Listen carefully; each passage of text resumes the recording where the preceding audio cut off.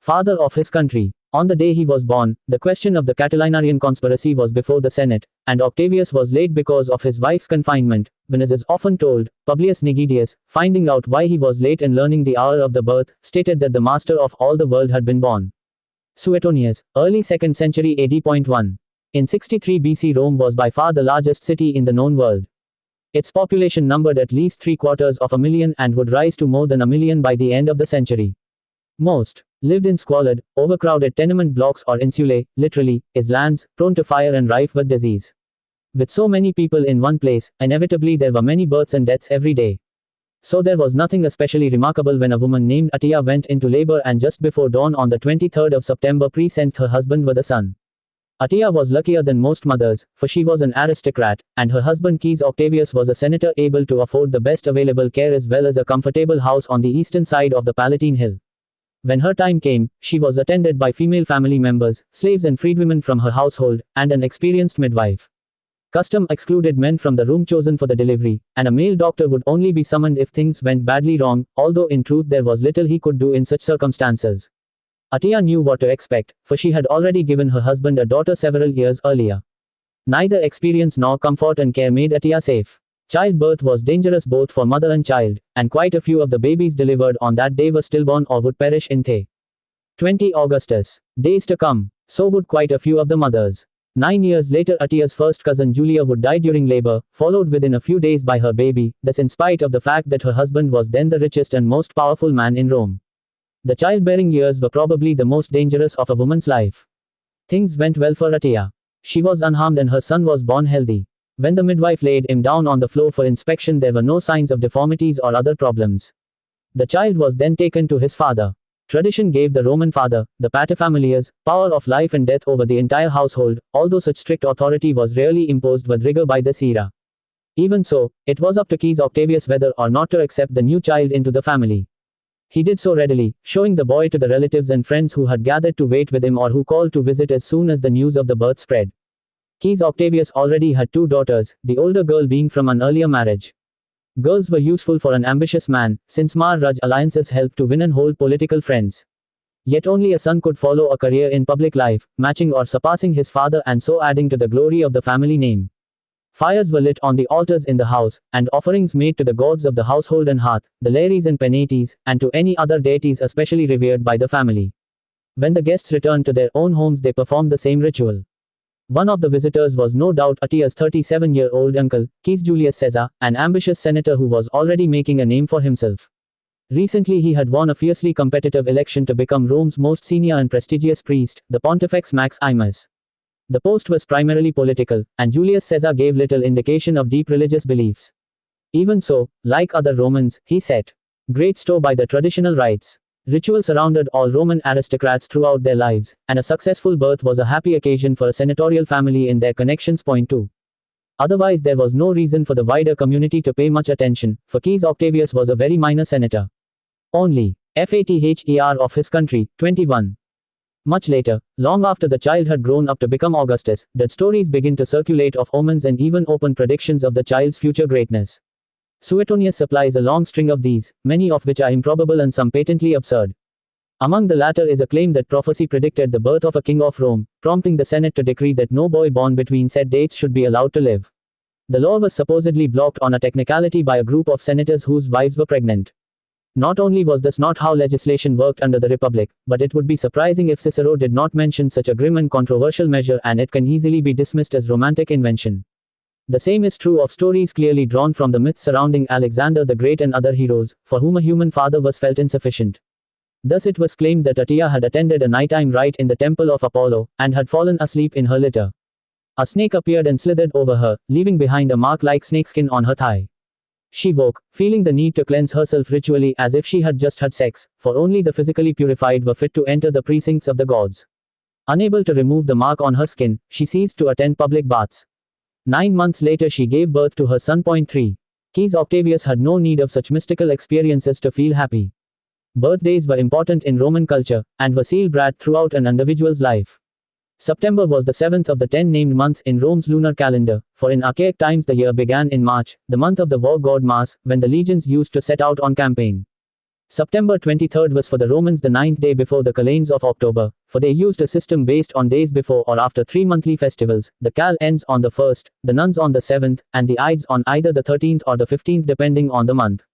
Lacking the number 0, the calends itself counted as 1, and the 23rd of September itself was included, hence the total of 9 days. For the Romans the year was the 691st since the foundation of the city, ab urb condita, by Romulus. More. 22 Augustus. Immediately it was the consulship of Marcus Tullius Cicero and Caius Antonius. The two consuls were Rome's most senior magistrates, with equal authority in holding office for 12 months. The republican system was intended to prevent any one man gaining supreme or permanent power, for no one could seek re-election until a decade had passed. The man who was first in the electoral ballot was listed first when the consuls gave their name to each year. Consuls tended to come overwhelmingly from a small number of well-established families, like the Antoni.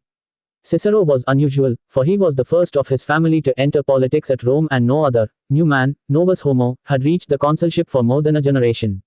Caius Octavius was also a new man, and surely hoped to copy Cicero's success. Point 4. The consuls took precedence on alternate months, and so it was Cicero who presided over a meeting of the Senate on 23 September. Suetonius claims that Caius Octavius arrived late because of the birth of his son, although since this provides the setting for another story where the birth of the ruler of the globe is predicted, we need to be cautious. Perhaps the incident is wholly invented, although there is nothing inherently improbable in Caius Octavius' late arrival or in the claim that the senators debated the rumors of conspiracy surrounding one of their members, Lucius Sergius Catiline.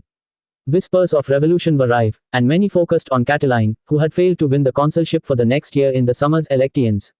If the Senate did indeed discuss such matters, then no action was taken for the moment, and it would be a while before matters came to a head. Point 5.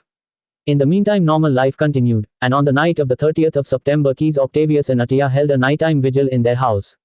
Rituals were performed, culminating in sacrifices and a formal purification ceremony or lustratio on the next day, the calends of October, and 9 days after their son's birth. The purpose was to rid the baby of any malign spirits or other supernatural influences that might have entered him during the birth process. He was given a charm or bulla, usually of gold and worn around the neck, until he father of his country. 23. Formally became a man. Afterwards, the flight of birds was observed by one of the priestly college known as augurs to gain some sense of the child's future. Probably the parents were told that the signs were good. Point 6. Only now was the boy formally named, and in due course registered in the list of citizens. In this case he was named after his father, and so became Caius Octavius, son of Caius. Families tended to use the same names generation after generation, although some of the most powerful aristocratic families were starting to break such conventions during these years, setting themselves even further apart from the rest of the senatorial class. The family name or nomen, in this case Octavius, was automatic, and choice only exercised in the first name or praenomen. Most important men possessed the full 3 names or trionomina.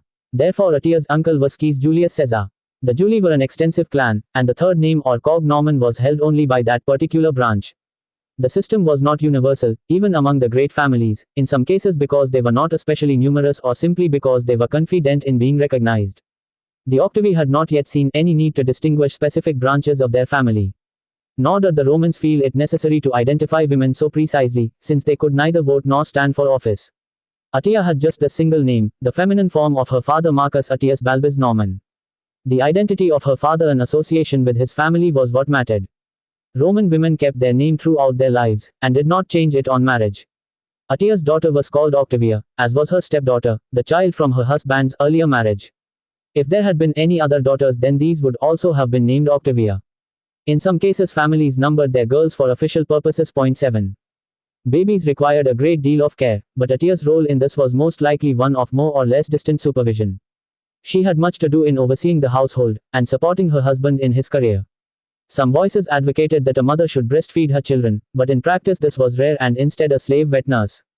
24 Augustus was provided. This woman, or another slave, served as the child's nurse more generally.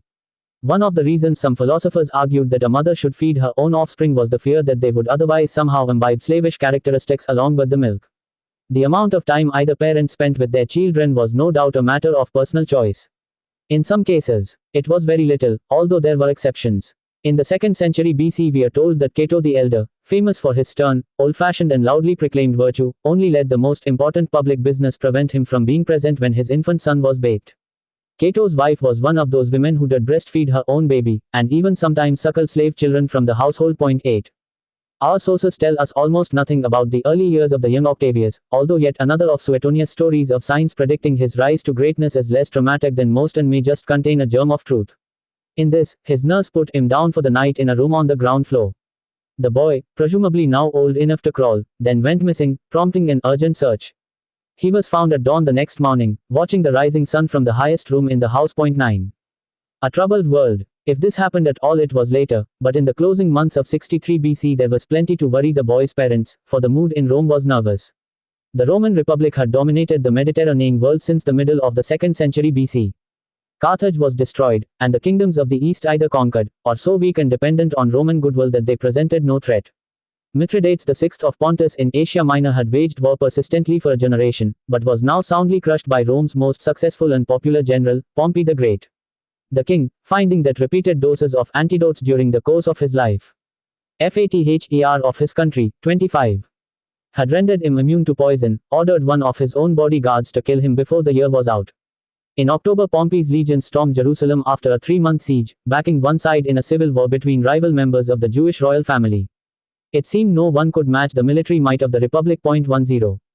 Rome was far stronger than any of its neighbors and potential enemies, but the immense profits of conquest and empire threatened delicate balances within politics, society and the economy. Competition among the aristocracy for high office and status had always been intense, but in the past was kept within strict confines of convention and law. Now many of the props of the system came under threat as senators spent ever-increasing sums to win popularity, and significant groups emerged within the population who felt their plight was desperate and readily rallied to anyone who championed their cause. There were opportunities for a few men to rise far higher than had ever been possible in the past, and their peers resented and resisted this.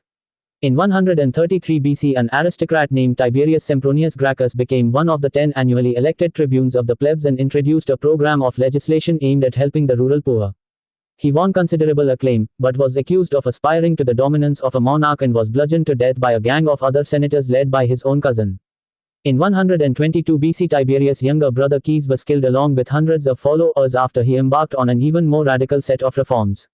This time the fighting was clearly premeditated and between organized forces. Political competition had become violent, and such scenes were repeated in 100 BC. A decade later, discontent among the pure places of Italy exploded into rebellion when the tribune who proposed granting them Roman citizenship was murdered. The Romans won the war after a hard struggle, to a great extent because they finally and grudgingly gave the Italian communities what they wanted. The number of citizens was greatly expanded, giving politicians new voters to cultivate, and again shifting the political balance. Almost immediately, another dispute revolving around a tribune. 26 Augustus. The Roman Empire in the 1st century BC. Father of his country, 27. Of the people became so bitter that in 88 BC for the very first time a Roman general led his army against the city of Rome. His name was Sulla, and rivalry between him and an aging popular hero named Marius lay behind the conflict. Massacre followed massacre in an ever-worsening spiral of atrocity before Sulla won the civil war and made himself dictator, turning a rarely used and temporary emergency measure into a position of permanent supreme power for himself. After a few years he retired to private life, only to die of natural causes within a matter of months. The Republic was already troubled by a new civil war, when Marcus Aemilius Lepidus, one of the consuls of 78 BC, raised an army and tried to seize control of the state. He was defeated and he and his partisans executed, but many opponents of Sulla fought on for years from bases in Spain. The specter of civil strife still lay heavily over the Republic in 63 BC. Every senator had lived through the brutal conflict between Sulla and the Marians, and most had lost close relatives or friends in the course of it. Julius Caesar's aunt was married to Marius, and his first wife had been the daughter of one of the latter's closest allies, and it was probably only his youth that saved him from execution at the hands of the victorious Sulans. Even so, for a while he had been a hunted fugitive until his mother's Sullan connections saved his life. Descendants of men executed by Sulla were barred from politics and lobbied hard for a restoration of their rights. Sulla was gone, but all senior senators were men chosen, or at the very least, not rejected, by him. There was no obvious reason why a new civil war could not break out at any time, and with it would come chaos, danger and opportunities. Many of Sulla's supporters had made their fortunes from the spoils of his dead enemies. The prospect of a new revolution appealed to those failing under the current system. Catiline was one of these sullen partisans, but his newfound wealth had proved insufficient to match his flamboyant lifestyle and the political ambition that made him generous in gifts to potential supporters. Sulla had doubled the size of the Senate and increased the number of praetors, the next most senior magistracy to the consulship, to 8, but there were still only 2 consuls each year and 28 Augustus. So the contests for the supreme honor became even more fiercely contested. Added to the number of candidates seeking office were dozens of men expelled from the Senate in 70 BC during a sudden and rather uncharacteristic purge of the staggeringly corrupt and blatantly unfit. Several of these had both the money and ambition to rehabilitate themselves by winning office again. Rising up the political ladder had become extremely expensive. Senators needed to possess substantial landed estates simply to qualify for membership of the order, and men borrowed ever greater sums to spend in fighting the elections. Catiline did this on a spectacular scale, and so did Julius Caesar. At the election for the post of Pontifex Maximus, his main opponent was an older and far more distinguished statesman, and both sides deluged the voting tribes with bribes. If Julius Caesar lost, then he knew that there was no prospect of repaying his creditors. Instead, he gambled on winning, trusting that this would convince them that he remained a good investment whose rise would continue, making him both a useful connection and in the long run able to pay them back. As he left his house on the morning of the election, Julius Caesar told his mother that he would return as a victor or he would not come back at all. In the event he won, and for the moment his creditors were willing to continue their support. 11. Catiline was less fortunate. Like Julius Caesar, he was a patrician, his family part of Rome's most ancient aristocracy. Plebeians, including King Octavius and thus his son, were far more numerous, and over the centuries many of these forced their way into the elite. Save all of the patrician families were eclipsed and dwindled to obscurity. Neither Catiline's nor Julius Caesar's ancestors had enjoyed much electoral success for several centuries. Both men were determined to change this, and each was charismatic, talented and had acquired reputations as rakes that at least kept their names in the public mind, if only as subjects for gossip. Yet Julius Caesar kept succeeding while Catiline's career began to stall. 12. A prosecution for his conduct while governor of the African province prevented Catiline from standing for the consulship for 65 BC. FATHER of his country, 29. And 64 BC. In the next contest, his increasingly wild comments alienated too many influential people and he was beaten by a skillful campaign managed by Cicero. Defeat at the hands of a new man was especially humiliating for the aristocrat of ancient lineage. Catiline dubbed Cicero a mere resident alien in Rome. The other winner was Caius Antonius, one of the men expelled from the Senate in 70 BC and now working his way back up the political ladder. Although he and Catiline had supported each other in their campaigns, Antonius was won over to neutrality when Cicero voluntarily gave him his own province of Macedonia, the command allocated to him by lot for the year after his consulship. It was a lucrative region where an unscrupulous governor could readily restore his fortunes. 13. Yet Catiline tried again in July 63 BC at elections presided over by Cicero as consul. Bribery was once more rampant on all sides, and the candidates were backed by gangs of supporters, so that Cicero arrived with his own followers and wore a breastplate under his toga, which he, accidentally, revealed to show his determination. There was intimidation, but no serious violence, and Catiline was defeated for a second time. 14. Catiline was desperate, as were quite a few other ambitious men. If a senator sold his lands to pay his debts, then he would probably do so at a loss for the market was poor, but, more importantly, he would lose this essential requirement of rank and any chance of a political future. For some, the choice seemed either political extinction or revolution. In the countryside of Etruria, an associate called Manlius, who had served in Sulla's legions as a centurion, was raising a disparate army from the poor and desperate.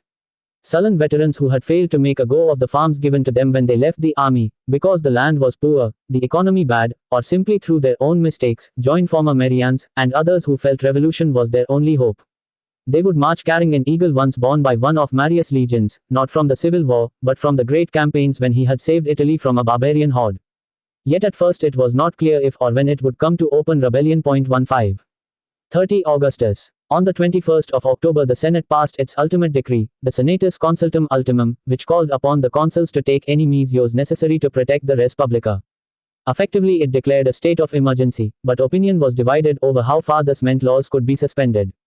The same measure had been used against Caius Gracchus in 122 BC, and again in 100 BC, 88 BC and 78 BC.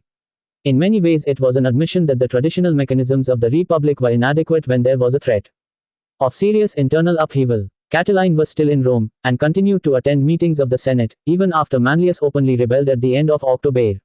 Cicero's public accusations became ever more virulent, but an attempt by the conspirators to assassinate him failed. Finally, on the night of the 8th of November, Catiline fled to join Manlius. His confederate Attis left behind in Rome proved quite staggeringly incompetent, clumsily approaching the ambassadors of a Gaulish tribe, the Allobroges, in the hope of securing cavalry for the rebel army. The Gauls instead went to the authorities, and the conspirators were caught red-handed and arrested. 4 senators were taken prisoner, the most senior being Publius Cornelius Lentulus, currently praetor and one of the men expelled from the Senate in 70 BC. His wife was a Julia, third cousin to Julius Caesar and already widowed once before. For a while Lentulus and the others protested their innocence when brought before the Senate. Yet as the evidence piled up their determination crumbled and each confessed, leaving the question of what should be done with them.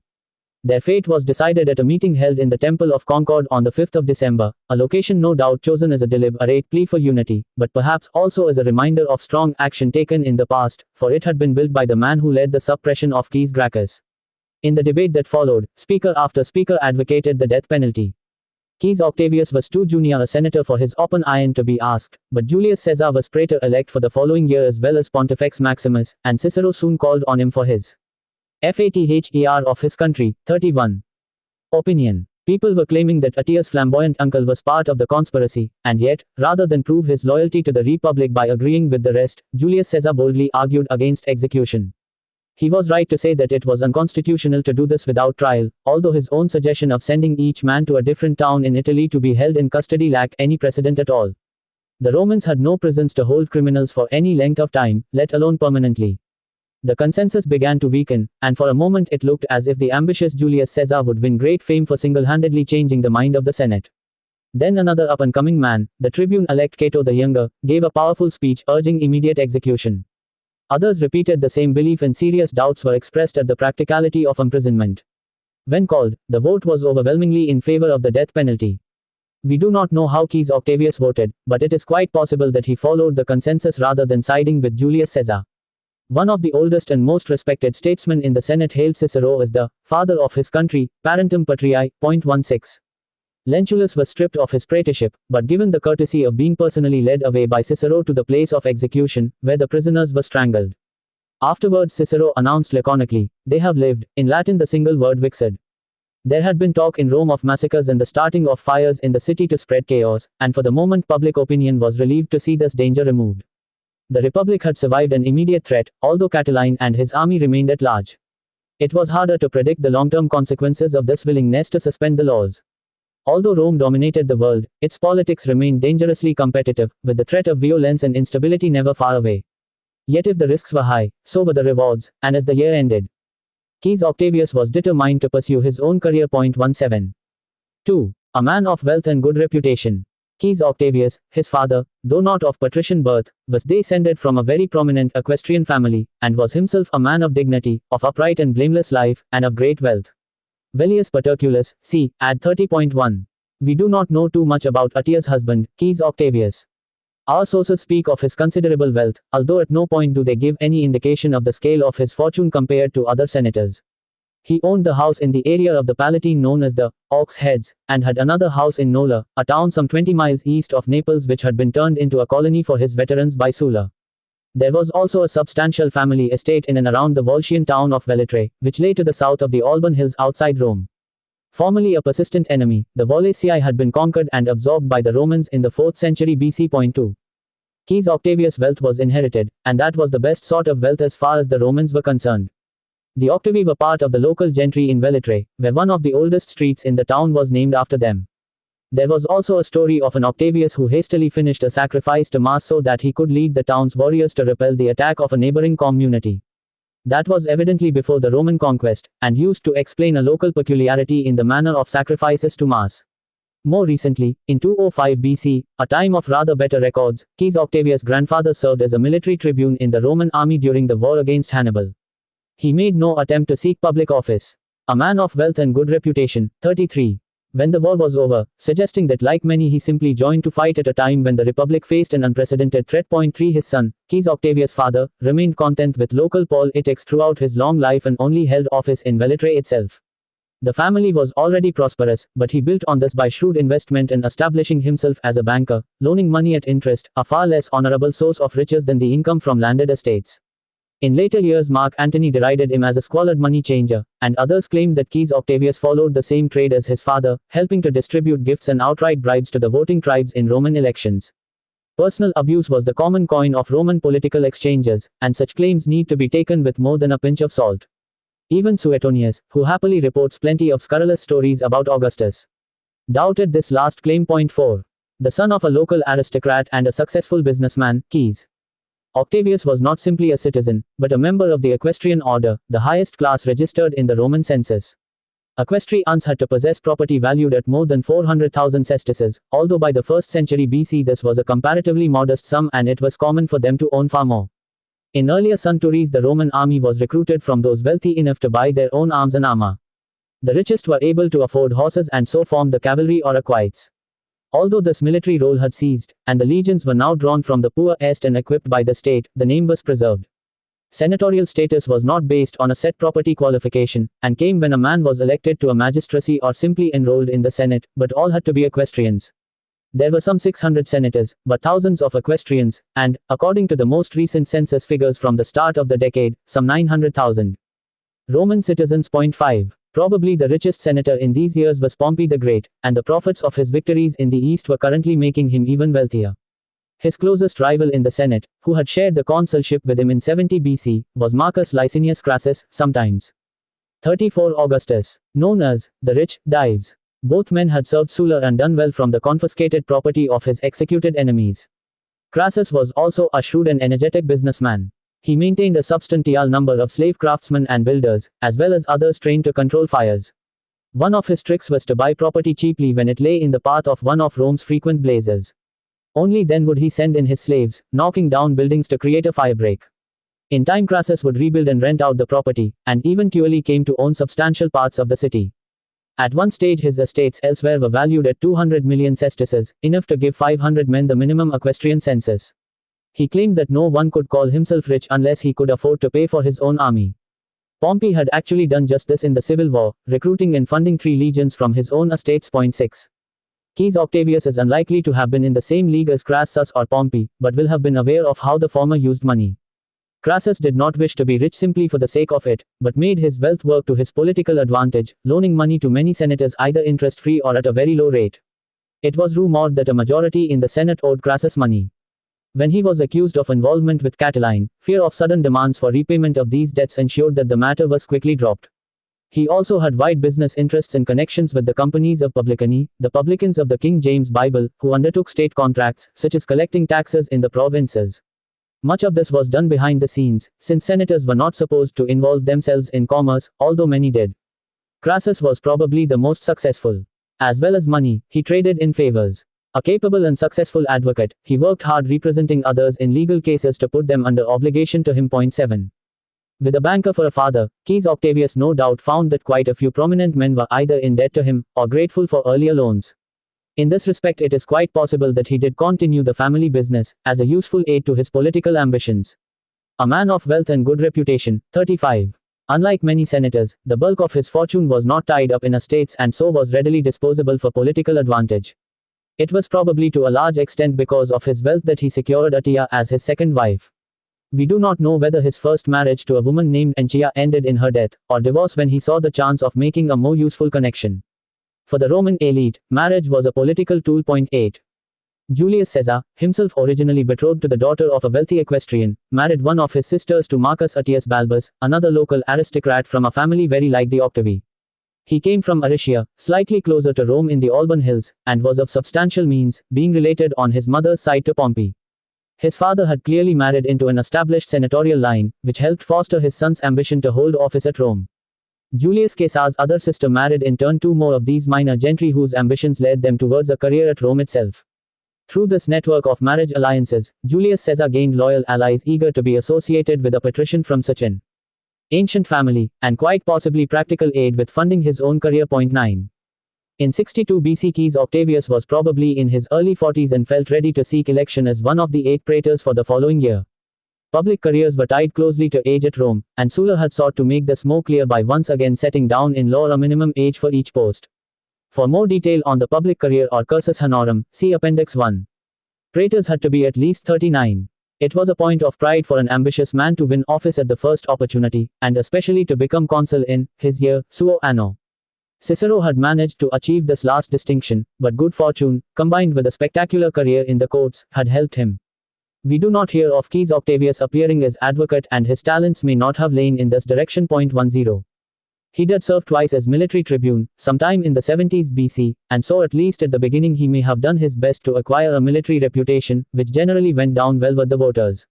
There were 24 elected military tribunes every 36 Augustus year, a legacy of the old days when the army consisted of only 4 legions, each led by 6 tribunes. By the 1st century there were ally dozens of legions at any one time, and the bulk of their tribunes were directly chosen and commissioned by provincial governors. We do not know where Quis Octavius served, but 2 terms, each at least a year in length, suggest some enthusiasm for the post. In the earlier republic any candidate seeking office had to have served for 10 years or campaigns. The rule was considerably relaxed by the 1st century, although even the unmilitary Cicero spent some time with the legions. Young men served as concubinals, literally, tent companions, to governors, acting effectively as junior staff of vices to gain experience. 11. Quis Octavius was then elected to the most junior of the Roman magistracies, the quaestorship, taking the first formal step in a political career. Since Sulla's reforms, becoming quaestor automatically led to a man's enrollment as a senator. There were 20 quaestors each year, and one of the others for 73 BC was Quis Toronius, with whom Quis Octavius was later associated, so it was also probably in this year that he held the office. The duties of these magistrates were primarily financial. Some served in Rome, while others were sent to assist provincial governors by overseeing the finances of their provinces.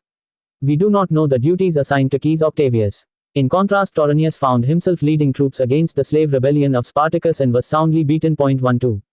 In 64 BC, again the date is partly guesswork, but seems likely, Quis Octavius and Toronius were the 2 plebeian aediles.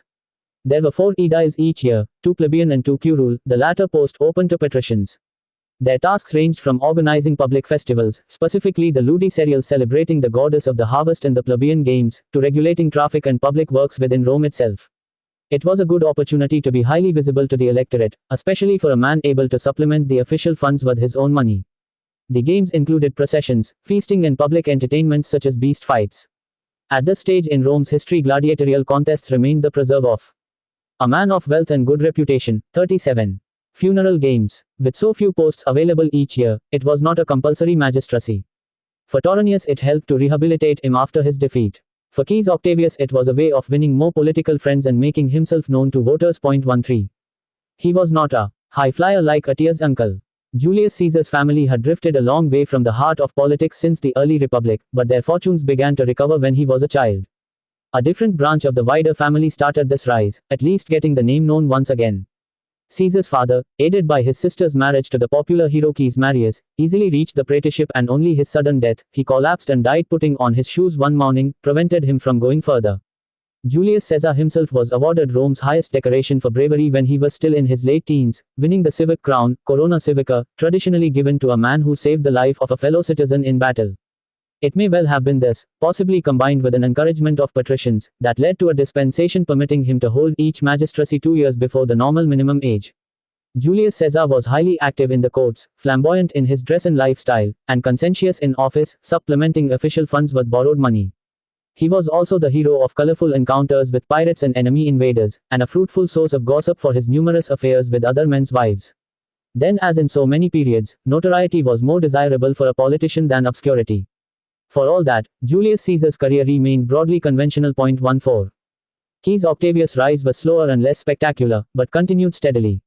A man seeking office formerly donned a specially whitened toga known as the toga candidata, from which we get our word candidate. It was important to be conspicuous during a campaign. There were no political parties at Rome as we would understand them, nor were elections primarily contests about policy. Quite openly, voters selected on the basis of perceived character and past behavior rather than the views a candidate expressed. Where an individual's nature was not obvious, the Roman people tended to be drawn to a 38 Augustus, famous name, for there was a sense that virtue and ability were inherent. Therefore, if a man's father and grandfather had served with distinction, or at least avoided utter ignominy, then it was assumed that he would possess comparable talent. He also tended to inherit the networks of past favors, obligations and friendships built up by previous generations. The established aristocratic families lost no opportunity to advertise their achievements. Porches of houses were decorated with the symbols of past victories, and as someone went in they would pass busts of ancestors, each shown with the insignia of their magistracies. 15. The octavi were not well known. Even so, it was important for friends, well-wishers and petitioners to visit Quaestus Octavius each morning. Such was the daily routine of all senators, beginning with this formal salute from those in their debt, those hoping for favors, and others tied to him or wanting to be. It was especially important for a candidate's house to be busy in these hours just before dawn as the working day got underway. In 64 BC, Quintus Cicero wrote a pamphlet on electioneering presented as advice for his brother's consular campaign, something which Cicero himself scarcely needed, but a convenient literary device. He notes that quite a few people will choose to visit several of the candidates, hedging their bets on who will win. Quintus advises the candidate to show great pleasure at such visits, in the hope of flattering them into becoming genuine supporters. 16. A candidate could not have too many political friends, and this was an opportunity to make new ones. As Quintus Cicero puts it, you can make friends of any people you wish without disgrace, which you cannot do in the rest of life. If at some other time you were to exert yourself to court friendship with them, you would seem to act in bad taste, but in a canvass you would be thought a very poor candidate if you did not so act, and with vigor too, in connection with many such people. 17. It was a good opportunity to let people do a candidate a favor by showing support and so put him under obligation to them for the future. There were very obvious ways of displaying commitment. A man of wealth and good reputation. 39. To a candidate, most notably walking with him through the forum. It was important to be attended by as many and as distinguished a following as possible so that friendships could be noted. The Roman electorate tended to favor a perceived winner, and so big followings readily grew as more people wanted to join the winning side. When a candidate proceeded through the heart of the city in this way, he would greet passers-by, and again wish to be seen to be associated with as many prominent people as possible. A special type of slave, known as a nomenclator, had the job of whispering in his master's ear the names of people so that they could be greeted properly. Too obvious a dependence on this assistant was seen as vulgar, but Cato the Younger was unusual in very publicly dispensing with one, and then attempting to ban other candidates from using them.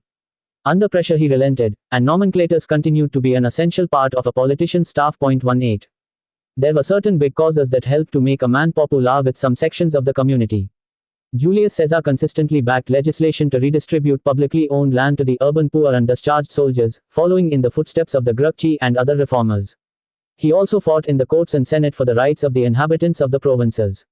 An issue with even greater resonance with many at Rome was the question of whether there were limits to the actions of magistrates when the Senate invoked the Senatus Consultum Ultimum. In 63 BC, Julius Caesar was involved in the show trial of a man accused of killing prisoners taken during the disturbances of 100 BC, 37 years earlier. The whole episode was about making political points, followed archaic procedure, and ended without a verdict. It was directed not at the need to kill citizens taking up arms against the Republic, but questioned whether such men could still be denied the right of formal trial after they had surrendered and were no longer a direct threat to the state. It was the same issue raised in the debate over the Catilinarians, and before the year was out Cicero was being attacked for his execution of these men. 19. Quaestus Octavius is unlikely to have involved himself too closely. 40 Augustus. In such controversial issues. In the early months of 62 BC, Catiline's army remained at large, threatening a prolonged bout of civil war. In the event his supporters began to drift away and the revolt failed to gain momentum. An army under the nominal command of Quaestus Antonius, but in fact led by a more experienced subordinate, soon cornered the rebels. Heavily outnumbered, the rebel cause was already lost. Even so, Catiline and several thousand diehards went down fighting, preferring death in battle to surrender and subsequent execution. 20. Probably the greatest concern in public life for most of 62 BC was the impending return of Pompey the Great from his eastern campaigns.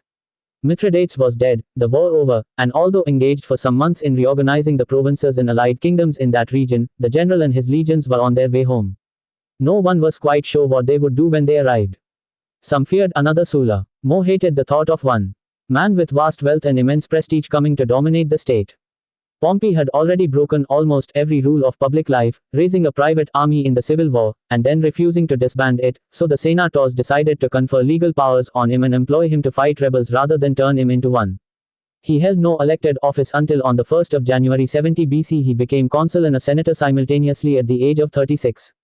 In the civil war he had earned the nickname of the young butcher, Adulus Entulus Carnifex, for the enthusiasm he showed for executing prominent noblemen. More recently men accused him of stealing the glory of others, taking over commands when wars were already 21 Jun. Senators as different as Crassus and Cato resented Pompey's success, but to most of the population he was Rome's greatest hero. Julius Caesar willingly supported proposals in his favor, while retaining his political independence. Early in 62 BC he became involved with a tribune of the plebs wanting to recall the general and his army to deal with Catiline's rebels. Opposition was strong, so the tribune fled and Julius Caesar was briefly deprived of the praetorship until he made public penance. Quis Octavius most likely steered. A man of wealth and good reputation, 41. Well clear of such disturbances, while still ensuring that he expressed appropriate opinions to strike a chord with his current audience. 22. A wise candidate did his best to please as many people as possible. He and his friends were expected to entertain and praise both individuals and groups, the equestrian order, the publicani, the less well-off classes, and members of the various guilds in the city and voting divisions in the assemblies. It was vital to be seen as generous and willing to help, particularly in return for support. As Quintus Cicero put it, people want not only promises, but promises made in a lavish and complimentary way. They were also bound to ask for favors. Whatever you cannot perform, decline gracefully or, better yet, don't decline. A good man will do the former, a good candidate the latter. Better to promise wherever possible, since, if you refuse you are sure to rouse antagonism at once, and in more people. Especially as they are much angrier with those who refuse them than with the man who has a reason for not fulfilling his promise, although he would do so if he possibly could. 23 election pledges were just as impermanent in the 1st century BC as they are today, and voters similarly inclined to let optimism triumph over experience. Quis Octavius had plenty of money to spend on entertainment, or to use as gifts and loans to preserve existing friendships and win new ones. There were no doubt also prior connections from his family's commercial activities, in addition to relatives such as Julius Caesar visibly attending him and showing support. Favor could be purchased, and most presents or favors would not infringe the laws intended to stamp out corruption.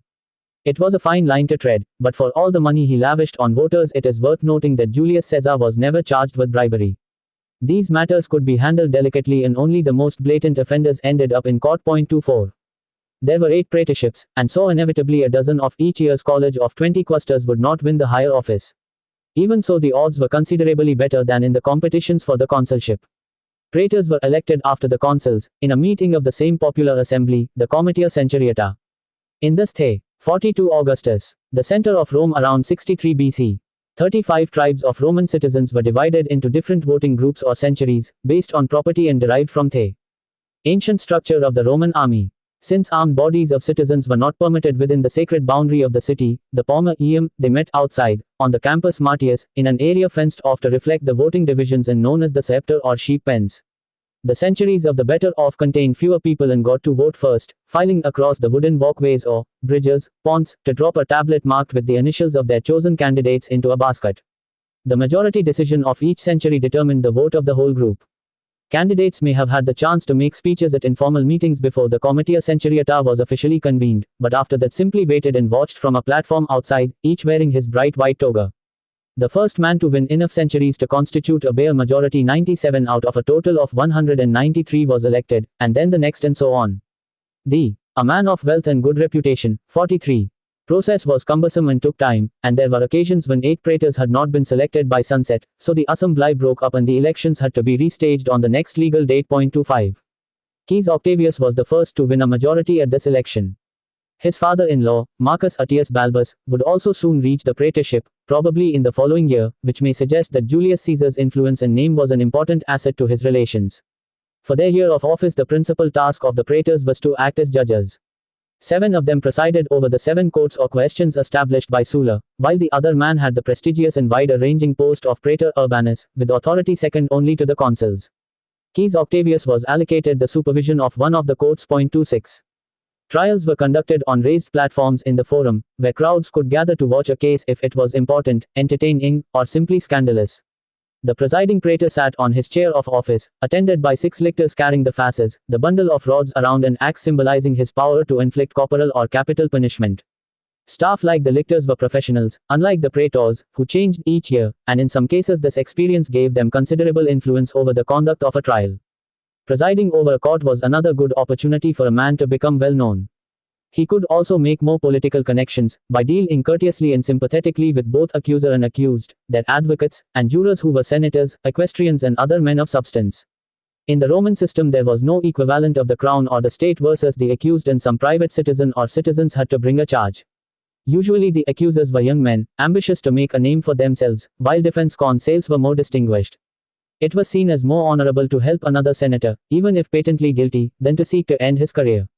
Thus once again the system favored the established elite. Many trials had a political dimension. All were important to those involved, and were a way of bestowing favors.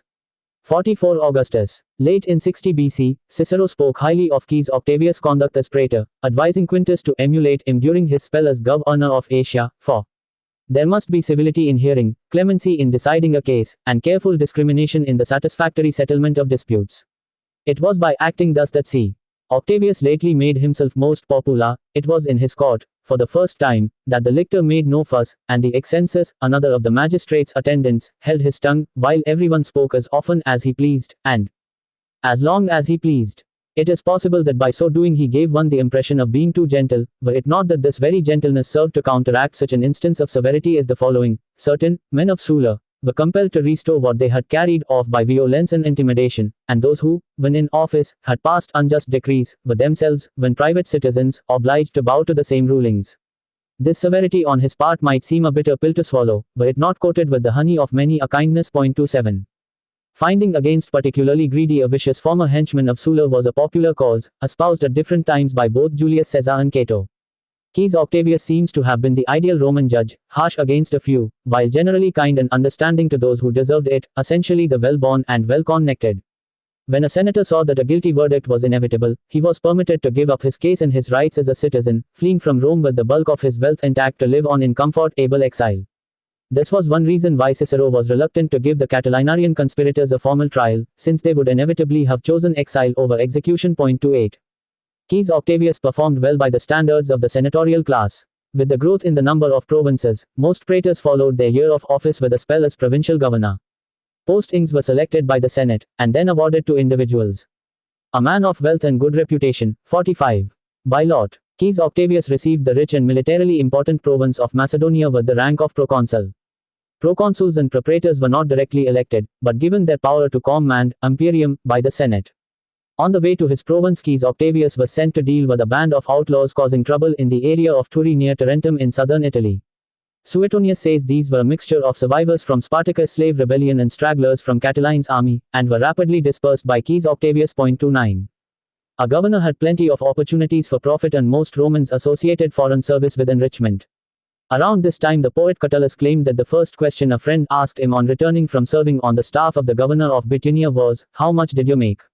One especially notorious governor of Sicily proclaimed that a man needed 3 years in office, the first to pay off his debts, the second to make himself rich, and the third to gather the funds needed to bribe judge and jury at the inevitable trial for corruption when he returned to Rome. Most were less blatant, but in his province the proconsul held supreme military and judicial authority, and there were always plenty of people eager to gain his goodwill. Governors were not paid a salary, although they were given expenses for themselves and a modest staff. 30. Once again, Caius Octavius appears to have won the approval of other senators for his conduct. Internally the province was peaceful, and trouble on the frontier with the Bessi and other Thracian places gave him the opportunity for military glory. He won a battle, and afterwards his enthusiastic soldiers hailed him as imperator or victorious general. Such acclamation was the necessary prelude to being awarded the honor of a triumph by the Senate. The law stipulated that a victory needed to be on a grand scale, resulting in at least 5,000 enemy dead, but in practice it is unlikely that anyone was bothered to count with such precision. Whether or not a man received a triumph often had more to do with the influence of his friends in the Senate. 31. Caius Octavius' career was going well. A triumph would certainly. 46. Augustus help his campaign for the consulship. Julius Caesar was also riding high, holding the consulship in 59 BC, and there was every prospect that his niece's husband would soon follow him into the supreme magistracy. Then, on his way back to Rome from